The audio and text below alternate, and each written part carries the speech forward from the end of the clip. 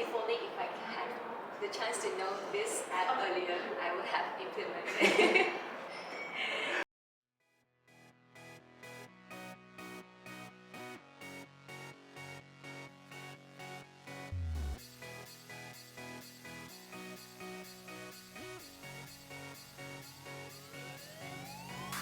FlexSim is a factory simulation software, but I would also say that it's a simulation software to simulate any process.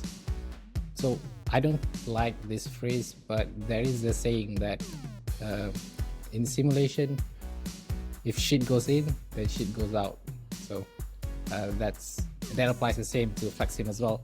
If you put in good data in there, then you'll get good results. Perspective, not just helping in optimizing the line or trying to simulate or analyze the line, but it also helps us, the different parties, the executors, the customers, the engineers. It helps us, everyone, to be aligned on the same pitch.